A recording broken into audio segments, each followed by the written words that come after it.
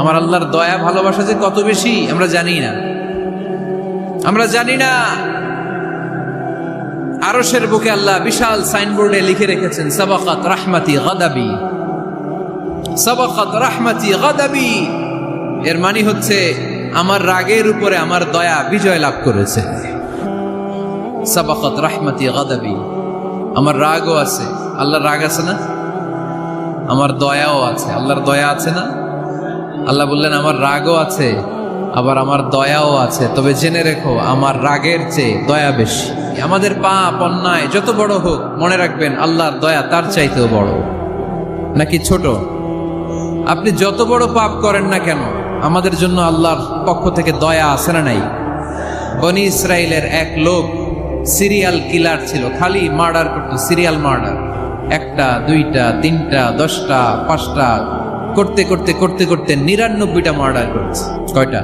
99টা murder. কল্পনা করা যায়? 99 জন মানুষকে সে নিজ হাতে হত্যা করেছে।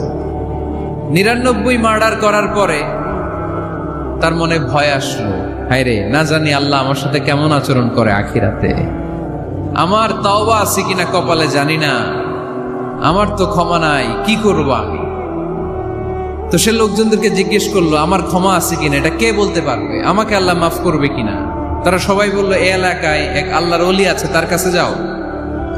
সে আল্লাহর ওলির কাছে যেয়ে বলে, ও আল্লাহর ওলি, আমি 99টা হত্যা করেছি, 99টা মার্ডার, আমার কপালে ক্ষমা আছে কিনা তুমি একটু বলো। আল্লাহর ওলি কই, কি বললা? 99টা মার্ডার? আয় হায় সর্বনাশ, তোর কোনো ক্ষমা নাই। এবার যে মার্ডার করছো কয় আমার যেহেতু ক্ষমা নাই, তোরে বাঁচায় রেখে লাভ কি, তোরেও দিলাম শেষ করে। এবার সেঞ্চুরি করে ফেলাইছে। কথা বুঝতেছেন?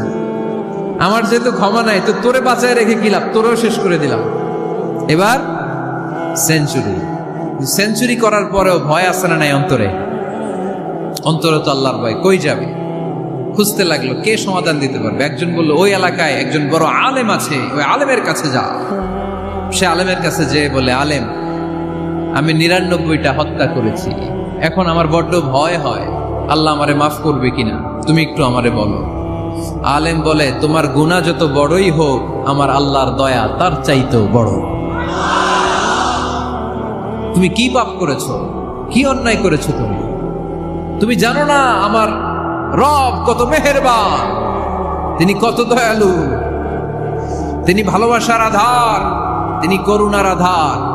তোমার পাপ অন্যায় যদি হয় খালের পানির সমান, বিলের পানির সমান, আমার আল্লাহর দয়া সাগরের পানির সমান।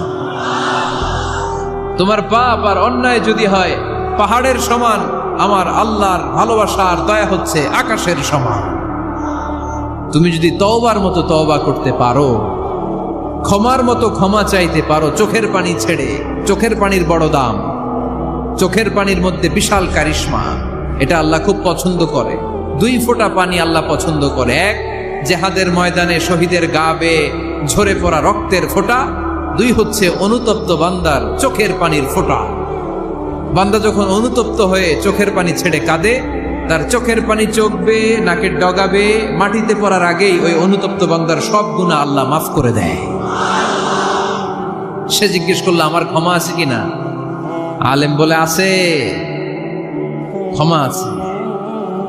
তওবার মতো তওবা কর, তাওবাতান নাসুহা, তওবার মতো তওবা করলে আল্লাহ ঠিকই মাফ করবে। সে এতটাই অনুতপ্ত হলো, এতটাই, সে আল্লাহর কাছে ক্ষমা চাইতে শুরু করলো যে তওবা করে ভালো মানুষ হয়ে যাও। সে নিয়ত করে কাপড় চোপড় গুছিয়ে ভালো এলাকায় যাবে। ঘর থেকে বেরোয়ার সাথে সাথেই মালাকুল মাউত চলে আসছে, তার রুহু কবজ করে ফেলছে। এখন রুহু কে নিয়ে যাবে? ফাজাআত মালাইকাতুর রাহমা ওয়া মালাইকাতুল আযাব। রহমতের ফেরেশতারাও আসছে, আযাবের ফেরেশতারাও আসছে। রহমতের ফেরেশতারা বলে না না, সে তওবার নিয়ত করেছে, যদিও তওবা করতে পারে নাই, যদিও ভালো এলাকায় যেতে পারে নাই, তওবার নিয়ত করেছে, অনুতপ্ত হয়েছে, ক্ষমা চাওয়ার চিন্তা করেছে, আমরা তার রুহু নিয়ে ইল্লিনে রেখে দেব।